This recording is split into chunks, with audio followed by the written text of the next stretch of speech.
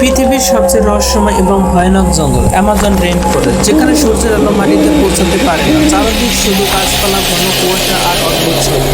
এই জঙ্গলে গভীরে লুকিয়ে আছে এমন এক রহস্য যা কেউ কখনো পুরোপুরি জানতে পারেনি। একদল বিজ্ঞানীরা স্যাটেলাইট থেকে অদ্ভুত একটি দৃশ্য দেখতে পেল।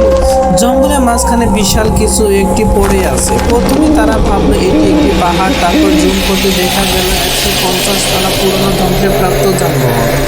কেউ বলে এটা পরিত্যক্ত ট্রেন, আবার কেউ বলে এটা পরিত্যক্ত সাবমেরিন, আবার কেউ বলে এটা অনেক আগে হারিয়ে যাওয়া সাবমেরিন প্রকল্প। রহস্য উদ্ঘাটনের জন্য একদল বিজ্ঞানীরা জঙ্গলের মাঝখানে প্রবেশ করে। চারদিকে অদ্ভুত এক নীরবতা, শুধু দূরে কোথায় একটি পশুর গর্জন আর পাতার শব্দ।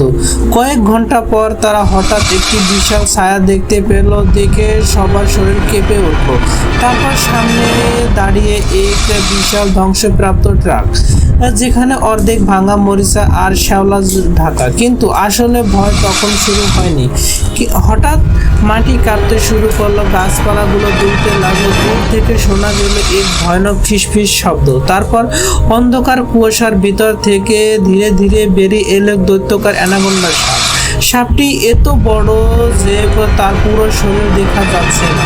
তার দীর্ঘ প্রায় 4000 কিলোমিটার লম্বা, সবুজ অ্যানাকোন্ডা নীল ছাপা ছাপা শরীর ও অন্ধকারে জ্বলছে এবং চোখ দুটি লাল আগুনের মতো। অ্যানাকোন্ডা সাপ ধীরে ধীরে সেই ট্রাকটিকে পেঁচিয়ে ধরলো আর লোহার গাড়ি মুহূর্তেই মচকাতে শুরু